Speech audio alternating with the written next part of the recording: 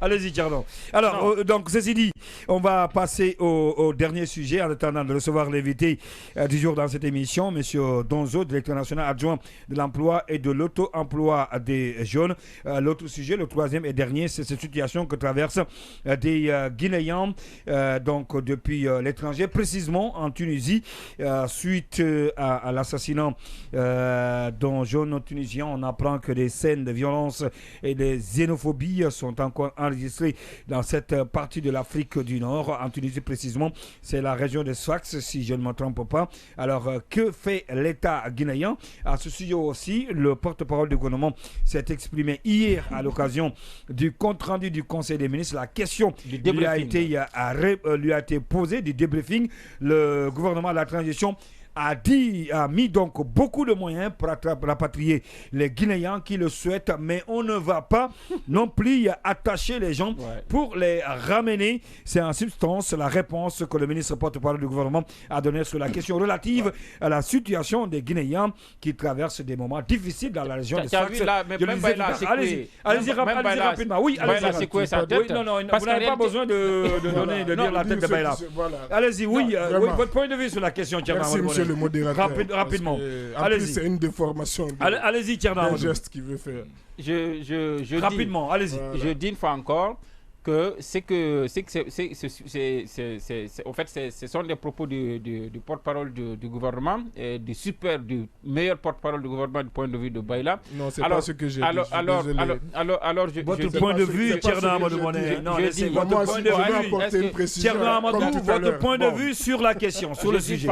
Oui. Quand on parle aux Guinéens, on ne dit pas aux Guinéens qu'on ne va pas aller attacher des gens. Personne n'a dit d'attacher des gens. On peut juste véhiculer le message sans des vulgarités, sans des mots déplacés pour les gens.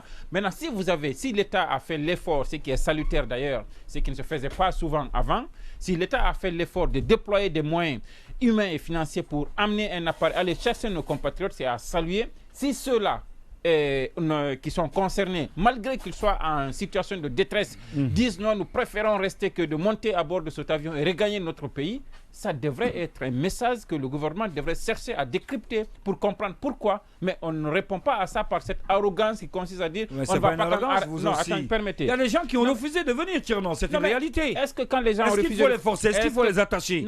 Non, attacher. Ce n'est pas une arrogance quand le ministre porte-parole du gouvernement le dit. On ne peut pas les forcer. Je ne pense pas. On ne peut pas les forcer. Mais ça devient un problème pour le gouvernement. Et quand le gouvernement a un problème, il ne fuit pas sa responsabilité par l'arrogance. Il essaie d'analyser le problème et d'apporter une solution. Pourquoi ces compatriotes ne sont pas venus? On a vu récemment quand même des manifestations à Conakry. Des gens dont le gouvernement a fait l'effort d'aller chercher, je pense c'est en Tunisie, qui sont venus et qui ont fait même des manifestations, même devant le ministère des Affaires étrangères, pour dire, d'ailleurs, nous préférons que vous nous ramenez là où vous nous avez pris, parce que vous ne vous êtes pas occupé de nous. Donc, quand vous le faites, vous faites du bien pour votre peuple, ce qui est normal, ce qui est salutaire aussi, mais la manière de le faire peut-être ne plaît pas à ceux qui sont bénéficiaires. Ils ont la liberté de le dire. Et quand ils ont cette liberté de dire que nous n'aimons pas votre geste, vous ne répondez pas à ça par... D'accord, on n'est plus pas de temps. Oui, rapidement, sur le sujet, sur la question. Moi, je pense que c'est vraiment regrettable que la communauté subsaharienne soit dans cette situation et que le gouvernement guinéen se permet de dire que on ne va pas attacher les gens. Cette expression, elle est très déplacée. D'ailleurs, elle ne peut pas être diplomatique. C'est pas normal. Et bon, pour la personne qui a dit, tout le monde connaît comment elle est. Voilà. C'est une personne très belliqueuse. C'est pas tout le monde, elle ne connaît pas comment elle est. Tout le monde le sait, il est très belliqueux. Évite de personnaliser les choses. Moi, ce que je voudrais, la seule chose que je veux, je lance, c'est un courage énorme pour ces gens qui acceptent de partir, de partir ou de périr, parce que traverser, c'est extrêmement compliqué. Mais c'est des gens qui ont du courage quand même, qui ont accepté que les pays dans lesquels ils se trouvent, ces gouvernements ne se battent pas. Donc pour vous, il faut aller les chercher. Non, il faut pas les attacher. Il ne faut pas les attacher. Il Ouais. ne faut même pas aller les chercher. Ce sont des gens courants, ce sont des héros. Ces gens qui attendent autour du Brada pour faire quelque chose, c'est juste une opportunité qu'ils attendent pour partir. Il faudrait quand même qu'ils décident de partir. Puisque le bonheur, chacun doit aller le chercher. Oui. Le chercher, c'est l'Europe, et l'Afrique, c'est le retard, c'est la souffrance. L'Afrique, c'est le retard, c'est la souffrance. Oui, Baïla Amadou, rapidement, en une minute. On va aller maintenant vers notre invité. Oui, c'est une situation regrettable, Oui. ce qui se passe pour les subsahariens dans les pays maghrébins, qui sont ce qui se passe maintenant. Il faut le dire, effectivement, déjà, il faut rappeler que l'État guinéen a quand même effectivement mis à disposition des compatriotes bloqués là-bas un pont aérien qui en a ramené beaucoup. Oui. Et effectivement...